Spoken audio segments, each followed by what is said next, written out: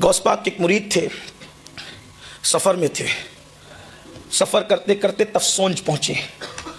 वो गौस पाक के मुरीद थे, सफ़र में थे। सोचा कि यहाँ पर एक बहुत बड़े शेख रहते हैं, शेख अब्दुल रहमान तफसोंजी, तो उनकी महफ़िल में वो चले गए। अब महफ़िल में गए तो महफ़िल में सब मुरीद ही मुरीद थे।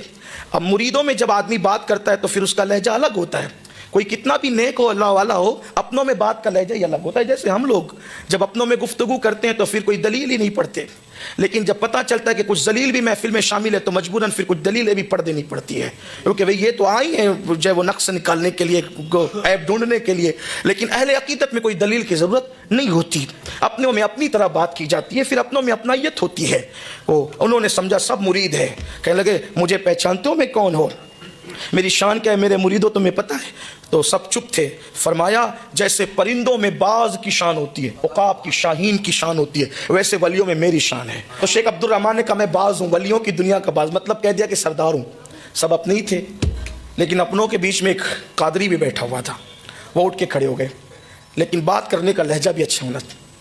वो उठ के खड़े हुए, जो चादर ओढ़ी हुई थी चादर, वो चादर फेंक दी और फरमाया आप बाज हो ना वलियों की दुनिया के, आओ मेरे साथ कुश्ती करो, मुकाबला करो, लड़ो, चलो आओ।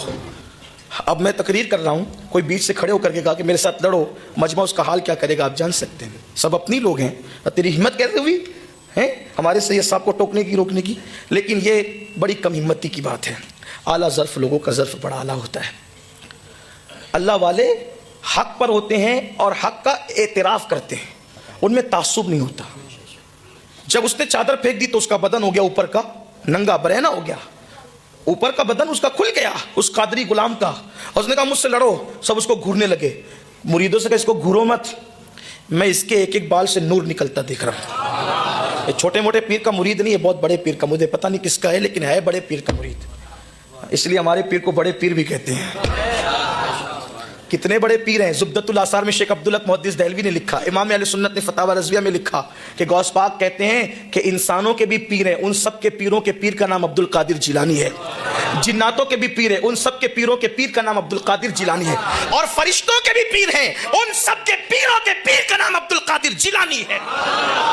ये मेरे मुर्शिद की शान है, गौस पाक की शान ये है, पीरों के पीर है। तो कहा कि इसके एक एक बाल से नूर निकल रहा है, मैं नूर देख रहा हूं। अब वो नूर कादरियत का इन आंखों से नहीं दिखता, जब दिल की आंखें रोशन होती है तब नजर आता है। कहा इसका एक एक बाल मुनव्वर है।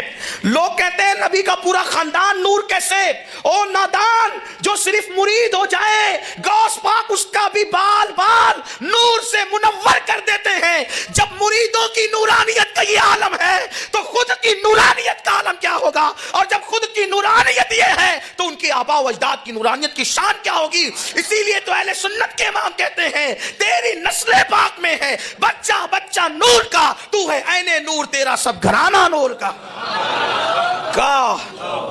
इसके एक एक बाल से नूर निकल रहा है। कहा भाई आप कोई भी हो चादर ओढ़ लो, बातें बाद में होगी, पहले चाह। फरमाया हम कादरी लोग हैं, गुस्से में एक बार जो चीज फेंक देते हैं दोबारा उसको उठाते नहीं। तो कहा फिर अब? कहा कि अब देख लो, अब ये नहीं उठा के पहनूंगा क्योंकि गिर जाती, अलग बात थी, रख देते अलग, गुस्से में फेंका है, अब नहीं उठाएंगे। कादरियत इतनी बागैरत होती है जो गुस्से में आके चादर फेंक दे फिर ना उड़े। ये कैसी कादरियत है कि कानों में ईयरफोन लगा के गुनाह भी कर रहे हैं, कुफ्रिया कलमात भी सुन रहे हैं। ये कौन सी कादरियत है? सूद भी खा रहे हैं, बेटी की शादी में डांडिया भी खेल खिलवा रहे हैं, डीजे भी बज रहे हैं, कौन सी कादर? इतनी बड़ी मुनाफिकत तो नहीं होनी चाहिए इंसान में, है? कादरियत जो है ना वो रंग कादरियत ही अलग है। लोगों ने समझा क्या है? रसूमात रसूमात और रसूमात।